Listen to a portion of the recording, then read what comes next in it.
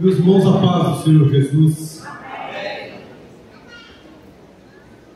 um prazer, uma honra estar aqui esta noite com os irmãos na casa do Senhor, mais uma vez adorando e bendizendo o nome daquele que é, que tem e que pode todas as coisas. Deixa aqui a minha calorosa saudação ao nosso pastor presidente, pastor Carlos Matias. É um prazer de estar ministrando aqui também nesta noite e é muita honra. Graças a Deus, toda honra e toda glória ao nosso Deus.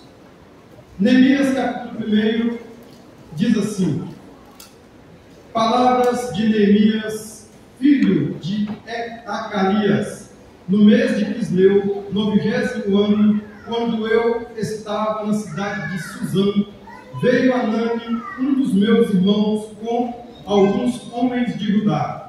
Então lhes perguntei a respeito dos judeus que escaparam e que sobreviveram ao exílio e a respeito de Jerusalém, e eles me responderam: os restantes, os que sobreviveram ao exílio e se encontram lá na província, estão em grande miséria e humilhação. As muralhas de Jerusalém continuam em ruínas e os seus portões foram destruídos pelo fogo. Amém? Podemos aceitar. Faço menção da minha digníssima esposa também, em quase 28 anos de parceria, cumplicidade, de casamento com qualidade. Me deu 3 lindos filhos, todos por causa dela, irmãos. Os que são lindos. A palavra do Senhor, nesta noite, ao qual eu irei ministrar, o tema da ministração: muros destruídos, portas queimadas.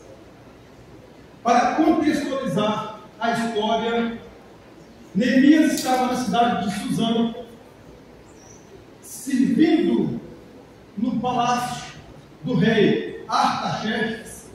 Ele era copeiro do rei, homem de confiança, que servia, que se apresentava ao rei. Era aquele que era a segurança do rei no quesito de alimentação, para que o rei não fosse envenenado, assassinado.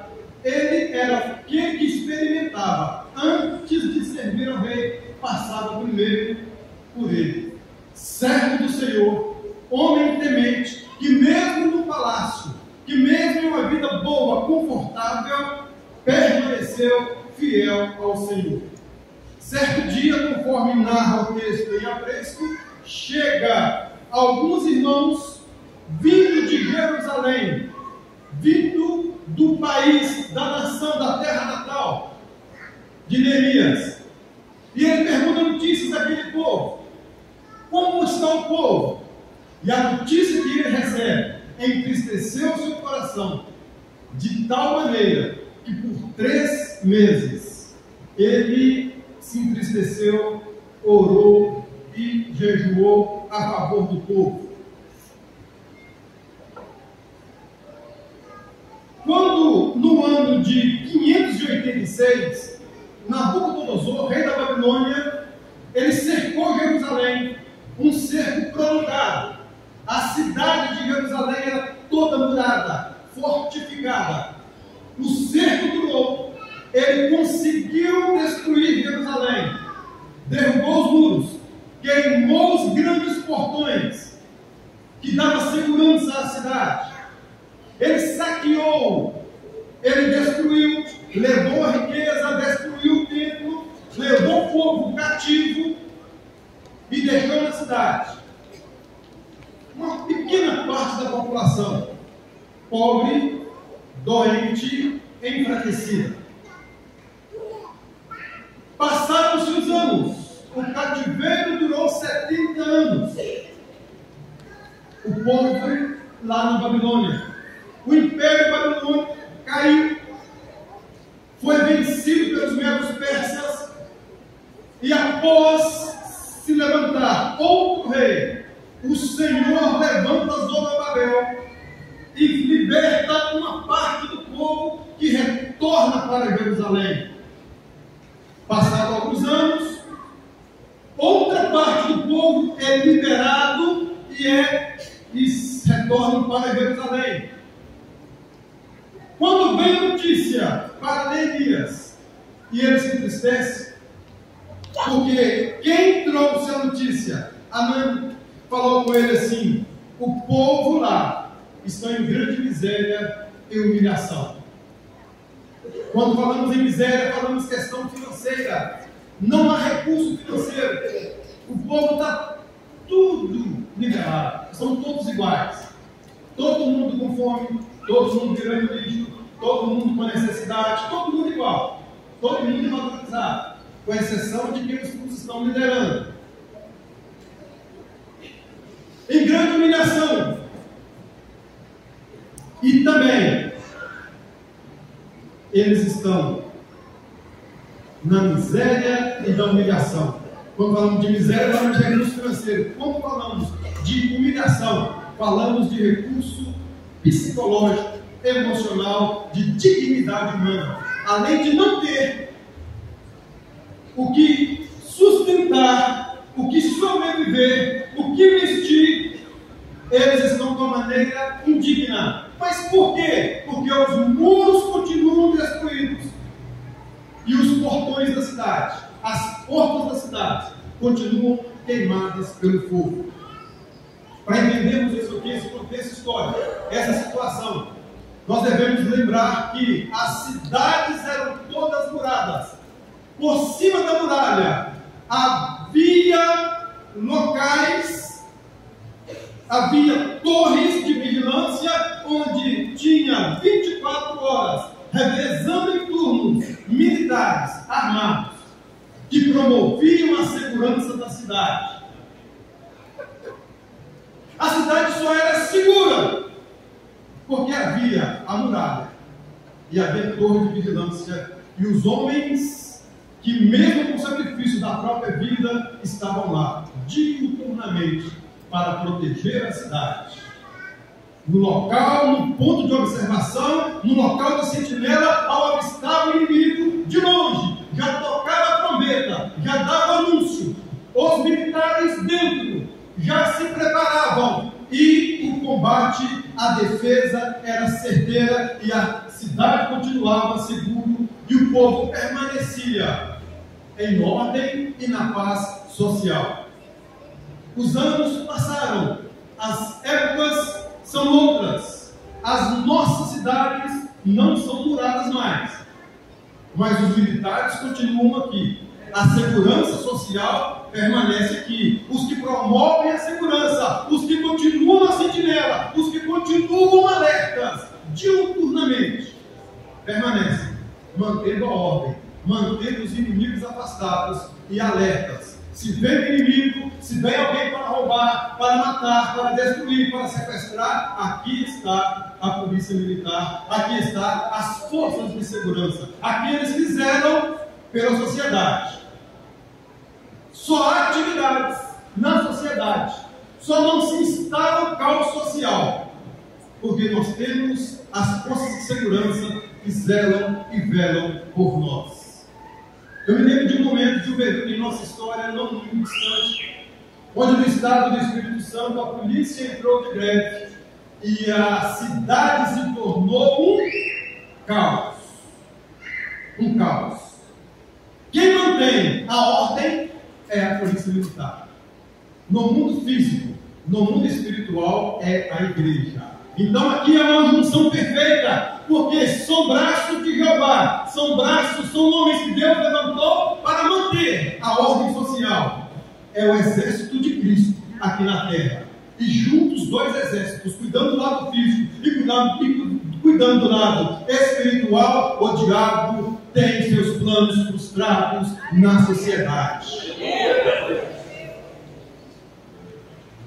Quando chega essa notícia, quando Neemias recebe a notícia que a cidade continuava em miséria e humilhação, porque os muros estavam destruídos, se estavam destruindo, não tinha segurança, não tinha paz social.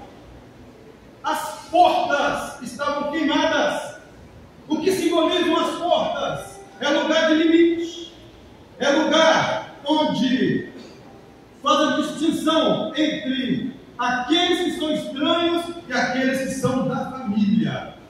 Os muros, as muralhas, a sentinela é por conta da polícia, é por conta da segurança pública. As portas é por conta de você. Não entendeu? Toda casa que tem porta, que abre e fecha todos os dias, você determina quem entra, quem sai. Você coloca limite. Você dá permissão ou não. Porque se você não faz a sua parte, não adianta a polícia militar fazer a parte dela, não adianta as forças de segurança fazer a parte dela. Então, quando aqui fala que não tinha muralha, não tinha porta, nem a força de segurança estava atuando e nem o cidadão tinha autonomia para se proteger ou guardar os seus bens. Então, aquela cidade estava em ruínas por quê? Porque ali quem comandava era o tráfico, quem comandava eram os bandidos, não tinha limites, cada qual fazia aquilo que queria. A anarquia reinava, e a pobreza e a miséria, e a ausência do direito, da garantia que hoje nós temos pela Constituição, não existia. Porque se as muralhas estão destruídas e as portas estão queimadas, não há segurança, nem na cidade e nem nas casas. Não há limite. É uma sociedade onde prevalece a anarquia. E sociedade que não tem regras, sociedade que não tem segurança, é uma sociedade onde não tem paz social, onde não tem descanso, onde não tem direitos fundamentais guardados. Diante dessa notícia, Neemias, ele fez duas coisas que todo crente faz quando está numa situação difícil. Ele orou ao Senhor nosso Deus. Durante 3 meses, ele orou, ele jejuou. Após a oração, após buscar ao Senhor, ele foi na presença do rei e pediu ao rei permissão para que ele fosse para Jerusalém e reconstruísse os muros e os portões da cidade. Porque o homem de Deus, quem preza pelo bem-estar social, quem luta por direitos e garantias, ele não faz nada fora da lei. Ele não age fora da Constituição. Ele não é baderneiro, ele não faz algazarra, ele não faz quebradeira, ele não invade nada, ele não destrói nada. Ele faz aquilo que está dentro da legislação. Então, primeira coisa, orou ao Senhor, buscou ao Senhor no mundo espiritual. Feito isso, foi na presença do rei e pediu liberação. Além de pedir liberação para estar com uma ação, uma atitude legalizada, ele pede ao rei uma comissão e recursos financeiros. E a missão dele, reconstruir os muros e restabelecer as portas da cidade, para que fosse extinta a miséria e a pobreza de dentro daquele país, daquela cidade, daquela nação.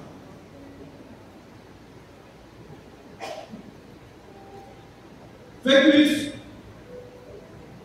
ele viajou em torno de 1.500 quilômetros com uma grande comitiva, com homens, para exercer um trabalho, com a permissão do rei, com carta do rei, com recursos do rei, com recursos dos governadores do rei. Chegando em Jerusalém, ele vê com os próprios olhos e detecta que a situação era muito pior do que a notícia que ele tinha ouvido.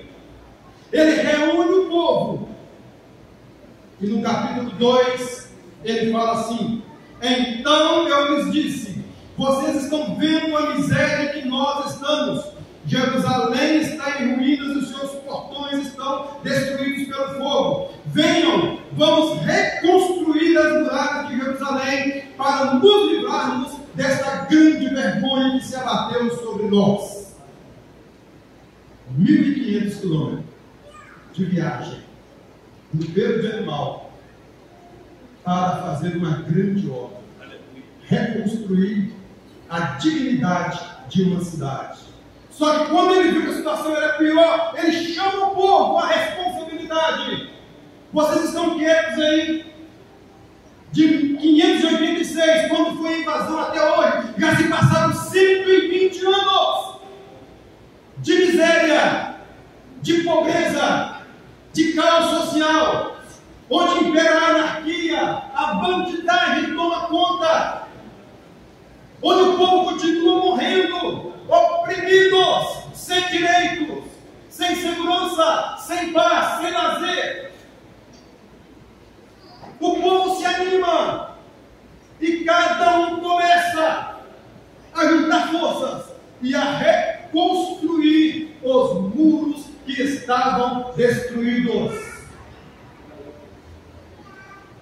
No versículo 19, diz assim: porém, quando Sanbalate, o horonita, Tobias, o servo-amonita, e um árabe chamado Gesem souberam disso, que nós estávamos na missão de reconstruir os muros, eles zombaram de nós e nos desprezaram, dizendo: quem são vocês para fazer esta obra? Esses três mencionados eram os que lideravam aquela comunidade arrasada. Eram aqueles que realmente tinham um diferencial privilegiado, que estava diferente da totalidade do povo, porque o povo todo estava na miséria, eles na liderança. Aí quando chega uma comitiva para reconstruir, e quando eles souberam que iriam mexer nas bases da sociedade, que a sociedade ia tomar a forma, eles vieram primeiro, escarneceram, zombaram, duvidaram da capacidade deles. Tem muitos anos que está nesse sistema. Tem muitos anos o povo já acostumou, o jeito que está ótimo. Vocês não vão conseguir, deixa isso para lá. Mas a palavra de Neemias: o Deus dos céus é quem fará com que sejamos bem-sucedidos. Nós, servos do Senhor, vamos nos preparar e começar a reconstrução, mas vocês não têm parte nesta obra. Eles foram embora, o povo se animou, a mão de Deus estava sobre Neemias, sobre os trabalhadores, e começa a reconstrução do templo, a reconstrução das muralhas, porque reconstruindo as muralhas, a sociedade começava a se organizar, começava a colocar limite na bandidagem, na malandragem, naqueles que faziam anarquia e algazarra na cidade, na sociedade. Começando a construção, vem Sanbalate, vem Tobias e os seus liderados, novamente, faz zombaria, faz chacota e continua desmotivando o povo. Isso não dá certo. Vocês estão até fazendo, mas olha que fraqueza. Se passar uma raposa, derruba tudo. Vocês não têm recursos, vocês não têm condições, vocês não são capazes. Nós é que sabemos o que é bom para vocês. Não adiantou. Enquanto alguns esmoreciam, vinha Neemias e falava assim: o Senhor Deus dos céus é conosco, e Ele nos fará prosperar neste negócio. Esforçai-nos, porque o Senhor nosso Deus é conosco nesta grande obra.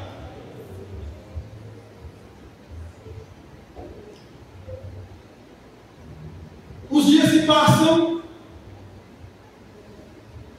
Desde aquela época, irmãos, sempre existiu na sociedade Sanbalate e Tobias. Hoje é diferente, não. Todo mundo tem Sanbalate, Tobias. Aqueles que gostam de bandido, aqueles que pedem o fim da polícia militar, aqueles que pedem a liberação das drogas, aqueles que pedem que você pague mais impostos, aqueles que falam que tem que matar o bebê no útero, no ventre materno. Aqueles que gostam de anarquia. Em todas as épocas sempre existiu Sanbalate e Tobias, que gostam do caos, que quer todo mundo igual, mas não é igual todo mundo na pobreza, não todo mundo rico, todo mundo na miséria. Sempre existiu, mas também sempre existiu homens e mulheres de Deus. Sempre existiram aqueles que se levantam e falam assim: não ao aborto, não à legalização das drogas, não à anarquia, não ao crime organizado. Aleluia! Glória a Deus, aleluia! Sempre existiu aqueles que se colocam, que vestem uma farda e se colocam entre o mal e o cidadão de bem. Só dormimos à noite, só descansamos em nossos lares com segurança, porque há homens, há mulheres que envergam a farda e trabalham diuturnamente para a nossa segurança, para a nossa proteção. Aos defensores, aqueles que trabalham em todas as áreas da segurança, todos que fazem parte, que lutam pelo direito, para defender a Constituição, todos aqueles que ombreiam essa grande obra, eles são a favor da vida, eles são a favor da paz social, da ordem, do direito. Esses são a favor. Os muros são reconstruídos. Quando chega na metade dos muros, uma grande obra, uma obra gigantesca, e que Sanbalate e Tobias, e assim eles veem que a coisa está caminhando, está funcionando, que o povo está numa nova visão, numa nova direção. Capítulo 4, versículo 7 diz assim: mas quando Sanbalate e Tobias, os árabes, os amonitas, os asdoditas, ouviram que a reparação das muralhas de Jerusalém ia adiante, que já se começava a fechar todas as brechas, ficaram muito irados. Todos se juntaram de comum acordo para virem atacar Jerusalém e criar ali confusão. A obra estava dando certo, a construção estava funcionando, mas aí eles se organizam lá, vão fazer um protesto, eles têm que parar, vão fazer uma manifestação, uma quebradeira, vão queimar pneus, vão fazer valas, vão fazer alguma coisa para atrapalhar, que eles ficaram irados para impedir a obra da reconstrução. Aí vem, no versículo 13, a estratégia de Neemias, quando ficou sabendo que eles viriam para causar um grande alvoroço, para atrapalhar, para apelar para a violência. Versículo 13 do capítulo 4: então pus o povo por famílias nos lugares baixos e abertos, por detrás da muralha, com as suas espadas e as suas lanças e os seus arcos. Depois de fazer uma inspeção, levantei-me e disse aos nobres, aos magistrados e ao resto do povo: não tenham medo deles, lembrem-se do Senhor, grande e temível, e lutem pelos seus irmãos, pelos seus filhos, pelas suas filhas, pelas suas mulheres e pelas casas de vocês. Defenda a sua família, defenda os valores familiares, defenda a vida, defenda o seu lar, defenda a sua honra, defenda a sua dignidade.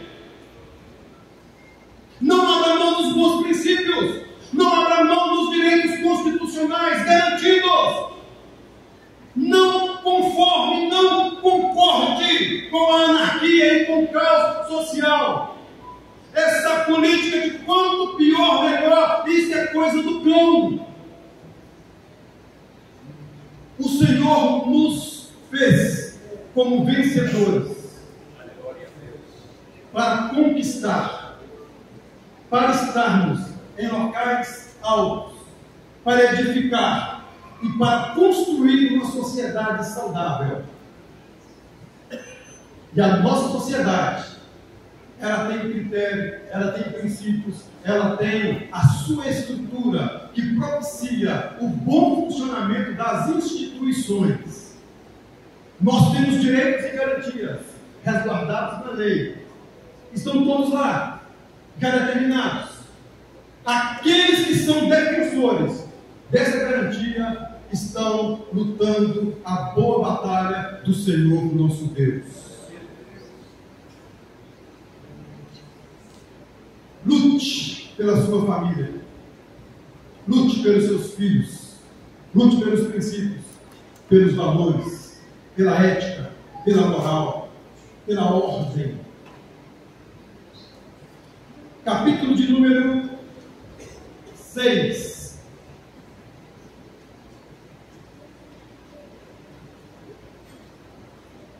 A partir do versículo 1. Quando Sanbalate, Tobias, Gesem, o árabe e o resto dos nossos inimigos ouviram que eu tinha reconstruído a muralha e que nela já não havia brecha nenhuma, ainda que até este tempo ainda não tinham sido colocados os portões em seus lugares, Sanbalate, Gesem e Tobias mandaram dizer a mim: venha nos encontrar numa das aldeias no Vale de Mundo. Na verdade, o que eles queriam era me fazer mal. Por isso enviei mensageiros a dizer: não posso descer, não posso ir, porque estou empenhado em uma grande obra. Tentaram de tudo. Fizeram gozações, fizeram trocarices, fizeram ameaças, fizeram manifestações, mas viu que o povo sabia se defender, viu que as muralhas estavam edificadas, que havia gente, pessoas com espadas e com lanças e com arcos. Aí mudou a estratégia. Vem comigo, vamos marcar um encontro fora da cidade, que eu tenho algo para te dizer. Na realidade, o que eles queriam era matar Neemias, para assim parar a reforma que estava acontecendo naquela cidade. Aí a Bíblia diz que por 4 vezes eles tentaram. Na 5ª vez, quando Neemias falou que novamente não ia, aí no versículo de número 5, fala assim: então Sanbalate enviou pela 5ª vez um dos seus servos, que trazia na mão uma carta aberta, que nela estava escrito o seguinte: abre aspas, entre os gentios se ouviu, alguém falou, alguém disse, e Gesem ouviu. Gesem era um dos acusadores.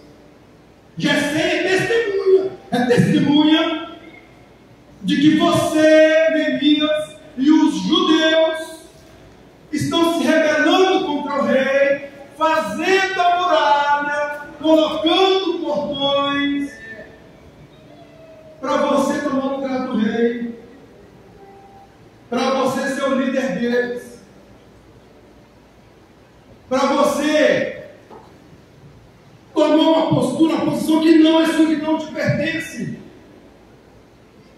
Você quer ser, na realidade, rei de Judá. Ora, Neemias, isso não está certo.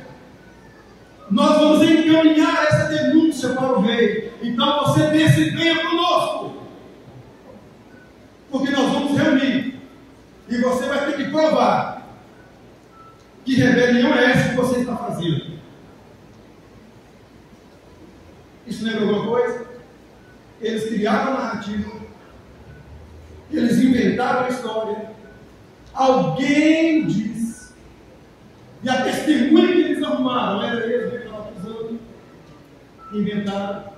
Aí queria fazer uma comissão, levar Neemias e acusar da mentira que eles tinham inventado, como se Neemias realmente fizesse aquilo, não sabendo que quando Neemias foi para lá, ele foi com a permissão e autorização de Deus e do rei.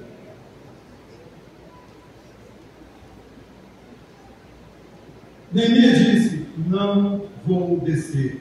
O que vocês estão falando? Versículo de número 8. Mandei dizer-lhes: nada disso que vocês estão dizendo aconteceu, vocês estão inventando tudo isso. O que todos eles queriam era nos amedrontar amedrontar. Eles diziam: fazendo assim, as mãos deles largarão a obra, e essa obra não será concluída. Não funcionou. Neemias terminou os muros, estabeleceu as portas, e a cidade foi novamente fortificada. O policiamento ostensivo voltou a ser feito nas muralhas, e a bandidagem, a criminalidade acabou. A cidade se organizou. Foi instaurado e estabelecido um novo governo na cidade. Quando as coisas estavam tomando formas, levanta um sacerdote, um líder religioso, chega para Neemias e fala assim: Neemias, vamos ao templo, tem uma mensagem de Deus para você. Neemias falou assim: rapaz, eu não vou para o templo, eu não posso ir lá agora. Não é meu serviço. Eu falei assim: rapaz, mas você tem que ir, senão você vai morrer. Aí o Senhor abre os olhos espirituais de Neemias, e o Senhor mostra que aquele sacerdote, aquele líder religioso, estava de conluio com Sanbalate e com Tobias, que os havia corrompido para tirar Neemias do foco. Isso te lembra alguma coisa? Te remete a alguém?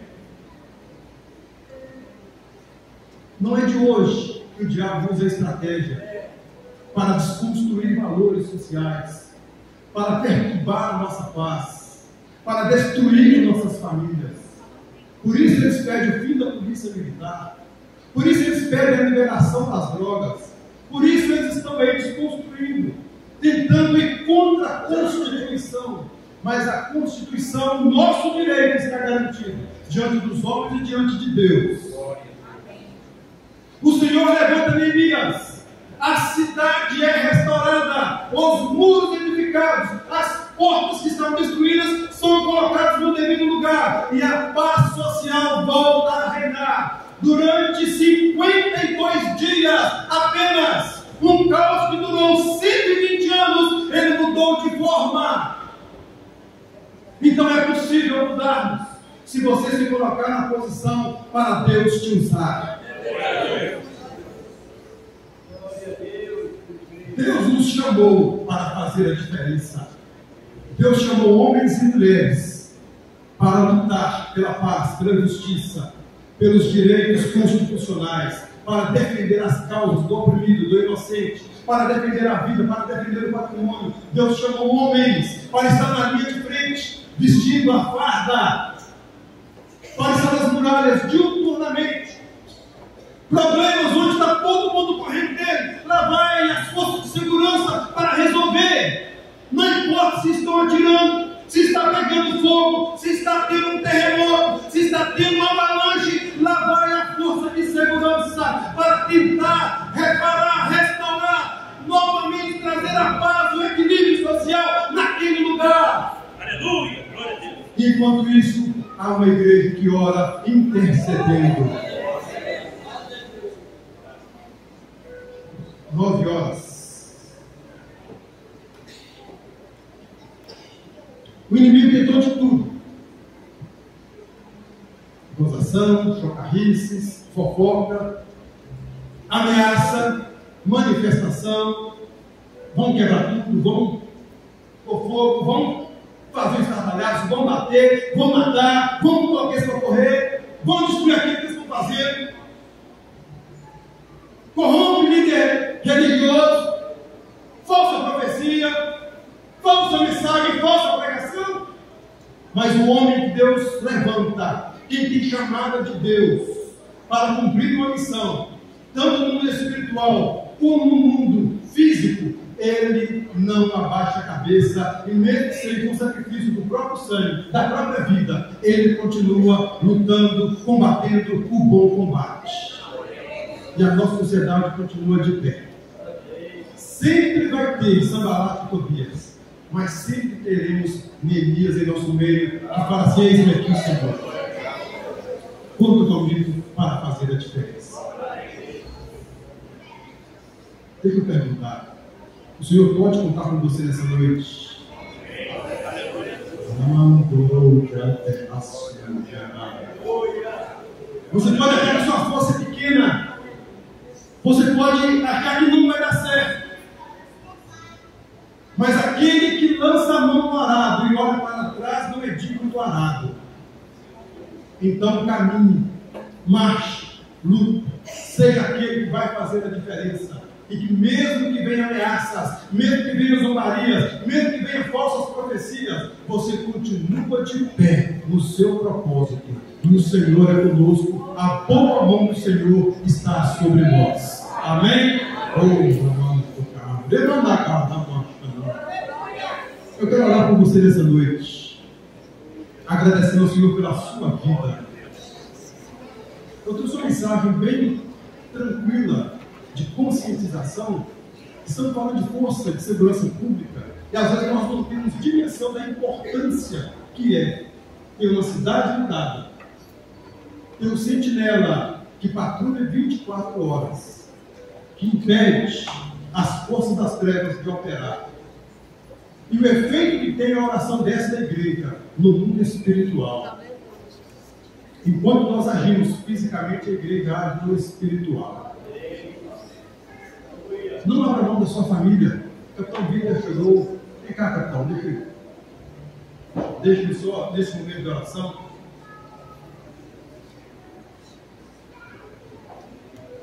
Aproveitar a presença do Senhor.